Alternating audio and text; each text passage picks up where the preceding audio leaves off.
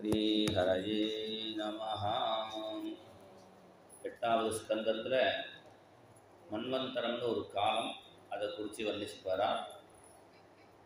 அதில் சாட்சுஷம் என்கிற மன்வந்தரத்தில் கூர்ம ரூபம் எடுத்து பகவான் தேவர்களுக்கு ஹெல்ப் பண்ணினார்னு உடனேயே நம்ம தான் ஆமையாகவும் மீனாகவும் ஏதோ கர்மா பண்ணி பிறக்கிறோம், பகவானுக்கு யாருக்கு என்ன கர்மா, அவர் ஏன் மீனும் ஆமையாகவும் பிறக்கிறாருன்னா அவர் நம்ம கர்மாவை நீக்கிறதுக்கு அவர் ஆமையாக மீனாகவும் பிறந்து நமக்கு ஹெல்ப் பண்ணுறதுக்காக தான் அவர் பல ரூபத்தை எடுக்கிறார் என்று சொல்லி இந்த அமிர்த மதனத்தில் சொல்கிறார். தேவர்கள்லாம் துர்வாசர சாபத்தினால் கஷ்டப்படும் பொழுது பிரம்மா போய் பகவானை பிரார்த்தனை பண்ண பகவான் பார்க்கடலை கடையில்னா எப்படி கிடைக்குன்னா மந்திரம்னு ஒரு மலை, அந்த மலையை போட்டு வாசுகிங்கிற பாம்பை வச்சு உங்களுக்கு சக்தி இல்லைன்னா சக்தி இருக்கிறவாளை கூட சேர்த்துக்கணும், அதனால் அசுராலையும் கூட சேர்த்துட்டு கடையில்னு சொல்ல ரெண்டு பேரும் கடையிறா. ஆனால் புள்ளியார் பூஜை பண்ணலை. எதுவுமே புள்ளியார் பூஜை பண்ணலைன்னா பாதியில் காதி நின்றுடும். சிவனே புள்ளியார் பூஜை பண்ணாமல் கிளம்பி போயிட்டார் திரிபுர சம்ஹாரத்துக்கு. பன்ருட்டி போகும்போது என்னாச்சு, அவருடைய அச்சு விழுதுட்டான். அதனால் அச்சரப்பாக்கம்னு ஊர், அந்த தேரோட அச்சு விழுந்ததுனால அதை பாடுறார். கைத்தல்ல நீரைகனி அப்பமோட வல்பரி, அதில் சொல்லும்போது சொல்கிறார் அந்த அச்சு முடிஞ்சிடுச்சு. அப்புறம் திரிபுர சம்ஹாரத்துக்கு மகாகணபதிக்கு புழக்கட்டை கொடுத்தவொடனே அது சரியா அந்த விக்னம் நீங்கினது இருக்கிறார். இப்படி புள்ளியார பூஜை பண்ணாததுனால மலை தண்ணிக்குள்ளே போக அவள் தான் பகவான் கூர்ம ரூபத்தை எடுத்துன்னு இந்த மலையை மேலே தூக்கின்னு வரா. தூக்கின்னு வந்து மலை மேலே கீழே திருப்பி ஆடுறோம். அவள் பகவான் என்ன பண்ணுறார், மேலேயும் பிடிச்சிக்கிறார், கீழேயும் இருக்கார், நடுவுலையும் கூட இருக்கார். அமிர்தம் வரும்னு பார்த்தா முதல்ல விஷம் வந்துடுச்சு. எப்போதுமே நல்ல காரியம் பண்ணும்போது இதை அடைஞ்சல் வந்துட்டு அப்பயும் என்ன பண்ணணும்னா விடாமல் பகவான் பிரார்த்தனை பண்ண. இவர்கள்லாம் பரமேஸ்வரனை போய் பிரார்த்தனை பண்ண அந்த விஷத்தை சாப்பிட்டா கழுத்தில் வச்சுனுட்டான். சில பேர் விஷத்தை சாப்பிட்டு அவன் முழிப்பா, இங்கே விஷம் முழிக்கிறது, புள்ளியும் போகாமல் வெளியும் வராமல் இந்த சோடா பாட்டில் கொடி கொண்டு மாட்டி முழிக்கிறது பாருங்க, அது மாதிரி அது அங்கேயே கழுத்துலேயே நின்றுச்சு. அதனால் அவருக்கு நீலகண்டன் அப்படின்னு பேர். இது என்ன சொல்கிறாருன்னா நல்ல வார்த்தைகளை வெளியில் சொல்லணும், விஷம் மாதிரி இருக்க குத்துற மாதிரி வார்த்தையில் கழுத்திலேயே வச்சுக்கோன்னு சொல்கிறார். மறுபடியும் கடையும் பொழுது எட்டாவது ஸ்கந்தம், எட்டாவது அத்தியாயம், எட்டாவது ஸ்லோகம், எட்டாவது வஸ்துவா மகாலட்சுமி வரான்னு வர்ணிக்கிறார். ததச்சாவிரபூத் சாட்சாத் ஸ்ரீரமா பகவத்பராம் ரஞ்சயந்தி திசக்காந்தியா வித்யுத் சௌதாமினி யதா.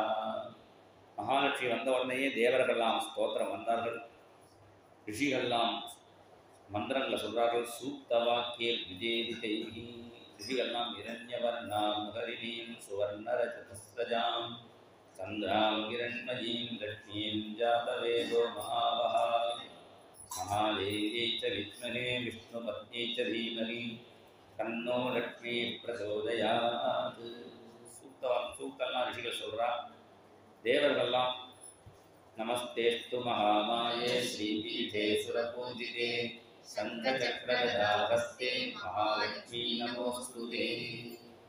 தேவர்கள்லாம் பிரார்த்தனை பண்ணின உடனே மகாலட்சுமி ஒரு மாலை எடுத்துன்னு வரால். மகாலட்சுமியே ஆத்துக்காரியாக வந்தால் ரொம்ப சௌகரியம். ஏன்னா சம்பாதிக்க போவேன்னா இது பார்த்தாலே பணம் கிடச்சிடும். அதனால் எல்லாரும் தன் கழுத்தை காட்டலாம். இந்த மகாலட்சுமிக்கு என்ன சுபாவம்னா யார் ஆசைப்படுறானோ அவன்கிட்ட போக மாட்டான். அவன் ஒருத்தன் லாட்ரி நோண்டினே லாட்ரி சீட்டை பார்த்துட்டே இருப்பான், அவனுக்கு ஒன்றும் வராது. கடைசியில் ஒருத்தருக்கு லாட்ரி சீட்டில் 1000 ரூபா கிடச்சிதான். எப்படி கிடச்சினா வாங்கி லாட்ரி சீட்டை இடக்கி போட்டு கிடச்சிதே தவிர கடைசியில் வரல. அது மாதிரி இந்த மகாலட்சுமி எல்லாத்தையும் ஒரு தோஷம் இருக்குன்னு கவனிச்சுட்டார். குறையே இல்லாத யாரான்னா குறையொன்றும் இல்லாத கோவிந்தா. ரெண்டு பேர் சிவன் விஷ்ணு. சிவனுக்கு ஒரு சின்ன குறை இருக்கு, ஏன்னா ட்ரெஸ்ஸு சரியாக போட்டுக்கல, அதனால் அவனையும் விட்டுட்டா. மகாவிஷ்ணுடைய மார்பல மாலையை சமர்ப்பணம் பண்ண உடனே மகாவிஷ்ணு தன்னுடைய மார்பலை இடம் கொடுத்தார். தஸ்யா ஸ்ரீயஸ்து ஜகதோ ஜனகோ ஜனன்யாக வட்சோ நிவாசமகரோத் பரமம் விபூதேஹி ஸ்ரீ ஸ்வப்ரஜா சகருணேன நிரீட்சணேன யத்ர ஸ்திதை ஜயத சாதிபதிம் திரிலோகான். மார்பலை ஏன் இடம் கொடுத்தாருன்னா எல்லாருக்கும் லட்சுமி கடாட்சம் கிடைக்கணும்னா கீழே இருந்தால் பார்க்க முடியாதுன்னு மேலே வச்சிருந்தார். அது மாத்திரம் இல்லை, மகாலட்சுமி கருணாஸ்வரூபிணி, கருணை நெஞ்சில் தானே வரும், அதனால் நெஞ்சில் வச்சிருந்தா. மகாலட்சுமி சுரூபமான பைசாவை நெஞ்சில் வச்சுக்கணும், ஷர்ட்டு பாக்கெட்டில். இப்போ இங்கே யாரும் இங்கே வைக்கிறது இல்லை, புத்தகத்தில் கொண்டு வைக்கிறான், மூதேவி இருக்கிற இடத்துல. அங்கே பேண்ட் பாக்கெட்டில் வச்சா அப்புறம் மகாலட்சுமி கிளம்பி போயிடுவான், பிக் பாக்கெட் எடுத்துன்னு போயிடுவான். அதனால் இங்கே நெஞ்சில் வச்சுக்கணும் பகவான் காட்டுறார். மறுபடியும் பார்க்கடலை கரையிறார்கள்.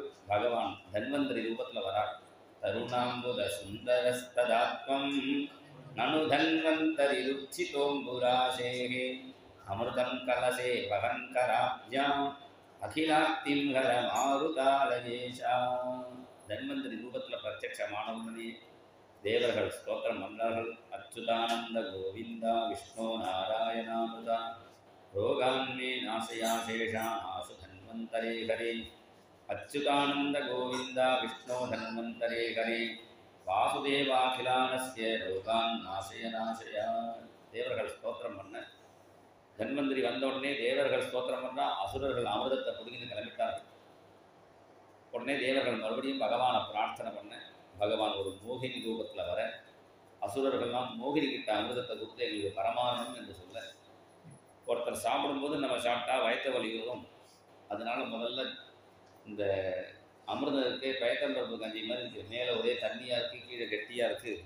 இந்த தண்ணியாக இருக்கிறத தேவாளுக்கு கொடுத்துட்டு கெட்டியாக இருக்கிறத உங்களுக்கு கொடுக்க தெம்பு வரும்.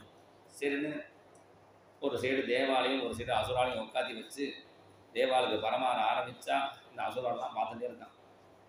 அதில் ஒரு அசுரம் பார்த்தான், சின்ன பாத்திரமாக இருக்குது, இது 333 கோடி தேவர்களுக்கு கொடுத்துட்டு பாக்கி வருமா தெரியாது, அதனால நம்ம காரியத்தை நம்ம கவனிச்சுக்கோன்னு அவன் என்ன பண்ணான், அசுரால் பந்தியிலேருந்து குறுக்க தேவர்கள் பந்தியிலே குறுக்க உட்காந்துருப்பான்.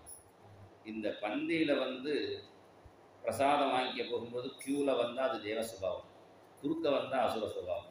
வேறவனா தன்னால் குறுக்க வந்தான். பகவானும் அமிர்தத்தை போட்டார். பகவான் போட்டது ஆச்சரியம் இல்லை, அவன் உடனே வாயில போட்டுட்டான். உடனே தேவர்கள் சூரியனும் சந்திரனும் காட்ட அவன் தலையை வெட்டினார். அவன் தலையை வெட்டும் பொழுது அவன் கழுத்துலேருந்து கொஞ்சம் அமிர்தம் ரத்தத்தோடு விழுதுது. அந்த இடத்துல தான் வெங்காயமும் பியூராக அமிர்தம் விழுந்த இடத்துல தான் பூண்டும் அதுதான். அதனால தான் டாக்டர்ஸ்லாம் சொல்கிறா வெங்காயம் பூண்டு சாப்பிட்டா ரொம்ப நல்லது. ஆனால் ரிஷிகள் சொல்லிட்டா அதை சாப்பிடாதேன்னுட்டான். ஏன்னா இது வெங்காயம் பூண்டு உடம்புக்கு நல்லதுன்னு பார்க்கக்கூடாது, மனசுக்கு எது நல்லதுன்னு பார்க்கணும். விற்பவர் வேணும்னா இந்த வெங்காயம் பூண்டுலாம் சாப்பிட. நமக்கு 2 நாடி இருக்குது, சரஸ்வதி நாடி, பிரம்ம நாடி. சரஸ்வதி நாடிங்கிறது நாக்கிலேருந்து மூளைக்கு போகிறது. மூளை நன்னா ஒர்க் பண்ணணும்னா இதை சாப்பிடக்கூடாது. பிரம்ம நாடிங்கிறது பகவானோட சம்பந்தம் பார்க்கக்கூடியது. அதுக்கு என்னடான்னா நம்ம நிறைய பேர் ஸ்தோத்திரம் பண்ணிட்டே இருப்பாங்க, பலன் ஒன்றும் கிடைக்கலையேம்பா. ஏன் பலன் கிடைக்கலையேன்னா வெங்காயம் போட்டு வச்சு அமுக்கினா என்ன ஆகும், அதனால் அதை அந்த கட் பண்ணிடும், அந்த நாடிக்கு உள்ள பவரை குறைச்சிடும். அந்த நியமமாக அனுஷ்டானமாக இருக்கிறவா பிரார்த்தனை பண்ணினா ஏன் உடனே நடக்கிறதுன்னா அவள் ஒழுங்காக அந்த ஆகாரத்துலேருந்து தான் நீ கண்டதை போட்டு சாப்பிட்டுட்டு பிரார்த்தனை பண்ணினாலும் நடக்கலைன்னா அந்த இதுக்கு உள்ள பத்தியமும் வேணும். அதனால தான் ரிஷிகள் இதெல்லாம் சாப்பிடக்கூடாது அப்படின்னு எழுதி வச்சார்கள். ஏன்னா இதெல்லாம் காமகோபங்களை ஜாஸ்தியாக்கிடும் வெங்காயம் பூண்டலாம். அதனால் முக்கியமாக விரத தினத்தில் கூட சாப்பிடக்கூடாதுன்னு வச்சுருக்கா. மறுபடியும் தேவாசுர யுத்தம் ஆரம்பிச்சுடுது. தேவாசுரா சையத்தாசன். அப்போ பகவான் கருடன் மேலே மாலி சுமாலி இந்த அசுரர்களை வதம் பண்ணி ஹெல்ப் பண்ணினார். அப்புறம் நாரதர் தேவாசுர யுத்தத்தை சமாதானம் பண்ணினார். பரமேஸ்வரன்ட்ட போய் மோகினி அவதாரத்தை சொல்ல பரமேஸ்வரன் அந்த மோகினியை பார்த்து மயங்கினார். அந்த டைம் தான் பரமேஸ்வரனுடைய உடம்புலேருந்து ஒரு ஜோதியும் மோகினியான பகவானுடைய ஸ்வரூபத்திலே ஒரு ஜோதியும் சேர்ந்து ஜோதிஸ்வரூபனான தர்மசாஸ்திரா அவதாரம் பண்ணினார் என்று புராணாந்தரத்தில் சொல்கிறார். இதோட அமிர்தவதனத்தை முடிக்கிறார். அதன் பிறகு வாமன அவதாரத்தை சொல்கிறார். பகவானுடைய 10 அவதாரத்தில் தானம் வாங்கிறதுக்குன்னு ஒரு அவதாரம். சில பேர் நினச்சிக்கலாம் தானம் வாங்குற மாதிரி ஆகிடுத்தேன்னு. தானம் வாங்குறது ஆகாத, தானம் வாங்குறதுக்கு நான் பிறந்து வரேன். பாக்கி அவதாரம் படாமல் வந்தார். ஒரு மீன் குட்டி போட்டோ, ஒரு ஆமை குட்டி போட்டோ, அல்லது ஒரு வராகம் குட்டி போட்டோ, சிங்கம் குட்டி போட்டோலாம் வரல, திடீர்னு வந்துவிட்டார். அது மாதிரி தானம் வாங்குறதுக்கும் பட்டின ஒரு பிராமணன் மாதிரி வரக்கூடாதான்னா, அப்படி வந்தால் நம்ம எல்லாரும் ஆரம்பிச்சிடும். அவாவா கடையில் மூணை வாங்கிட்டு கிளம்பி வருவார். அப்படிலாம் வரக்கூடாது. பிராமண தம்பதிகளுக்கு பிறக்கணும், பிறந்தா போகாது, பூணல் போட்டுக்கணும், பூணல் போட்டுனா போகாது, வேதம் படிக்கணும். அப்போ தான் தானம் கொடுக்குறவாளுக்கும் பலன், வாங்குறவனுக்கும் சௌக்கியமாக இருக்கலாங்கிறதுக்காக அதிதி கஷ்யபர் 2 பேர் தபஸ் பண்ணுறா. அவருடைய தபஸுக்காக தபோமூர்த்தியான பகவான் வாமனனா அவதாரம் வந்தார். யுத்தம் விரிஞ்சஸ்துத கர்ம வீரியா பிராதுர்பூவாமிருதபூரதித்யான் சதுர்புஜ சங்க கஜாப்ஜ சக்ரஹ சங்கவாசானலிநாயதே க்ஷணஹ. சதுர்புஜ சங்கச்சக்கர கதாபத்மதாரியா அவதாரம் வந்தார். இந்த அவதாரத்தான் கேரளாவில் ரொம்ப கொண்டாடுறான். ஏன்னா கேரளாக்காரனுக்கு இந்த வாமன அவதாரம் ரொம்ப பிடிக்கும். ஏன்னா கேரளாக்கார மாதிரி இருக்கு இந்த அவதாரம். கேரளாக்காரருக்கு வந்து கையில் புடவை வச்சுட்டே இருப்பான். இந்த வாமனும் புடவை வச்சுட்டே இருக்காரா, நம்மளை மாதிரி இருக்கான். அது மாதிரி கேரளாவில் திருக்காக்கரைன்னு ஒரு ஊர், அங்கே தான் வாமனாட்சேத்திரன் தான். அந்த பக்கத்தில் ஒருத்தர் வாழை மரம் போட்டிருந்தார். திடீர்னு புயல் வந்ததோ பூச்சி வந்தோ வாழையே பழுக்கலை. பெருமாளே நீ கடாட்சம் பண்ணால் தான் எனக்கு வந்து இந்த வாழைப்பழை வச்சு நான் குழைக்க முடியும் என்று சொல்ல பகவான் தன்னுடைய நேத்திரத்தினால, நேத்திரம்னா கண்ணால் ஒரு கடாட்சம் பண்ணதுனால அந்த வாழையெல்லாம் சமிருத்தி ஆனதுனால அந்த பழத்துக்கே நேந்திரம் பழம்னு, அதுதான் கேரளாவில் ரொம்ப பிரசித்தமான பழம். அப்படி பகவான் வாமனாக அவதாரம் பண்ணி அதன் பிறகு பூனலை போட்டுண்டு பலிச்சக்கரவர்த்தி யாகசாலைக்கு போகிறார். பலிச்சக்கரவர்த்தி உங்களுக்கு என்ன தானம் வேணும் என்று கேட்க, கொஞ்சோண்டு பூதானம் வேணும் என்று சொல்ல, பூமியே தரையிறான். நீங்கள் பூமி தரலாம், எனக்கு வேண்டியது 3 அடி தான் வேணும் என்று சொல்ல, உடனே அவன் ஸ்கேல் எடுத்து வரப்போறான். 3 அடி கொடுக்குறேன், நீனா ஸ்கேல் கொண்டு வராத, நானே கொண்டு வந்திருக்கேன். சம்மிதானி பதாமம, என் காலால் 3 அடி வேணும் என்று சொல்ல நீ தானம் பண்ண போகிறான்.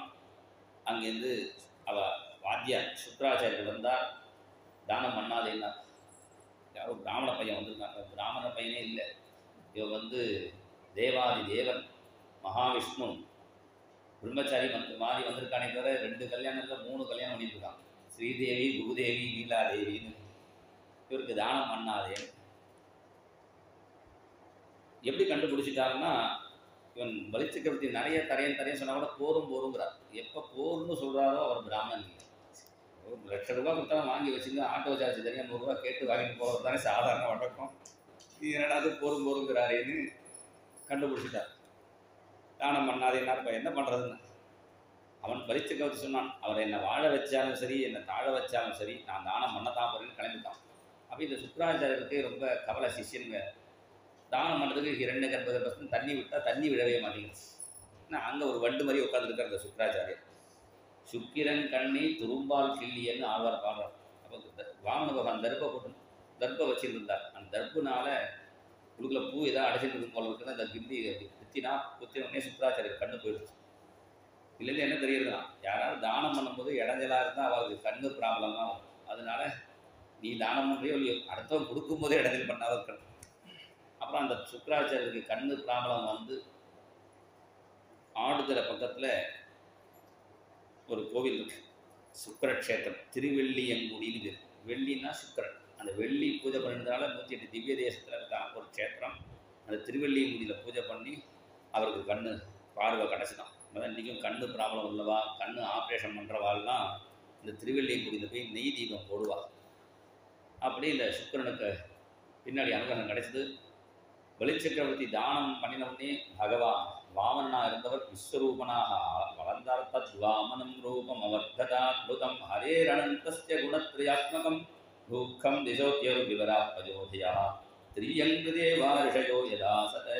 விஸ்வரூபனாக வளர்ந்து 2 அடியில் பூமியையும் சொர்க்கத்தையும் அளந்து 3வது அடி எங்கன்னு கேட்க, பலிச்சக்கரவர்த்தி தலையை குனிந்து என்னை 3வது அடியாக ஏற்றுக்கணும் என்று சொல்ல, சின்ன ரூபத்தில் வந்து அவனையும் 3வது அடியாக ஏற்றுண்டு அனுகிரகம் பண்ணினார்.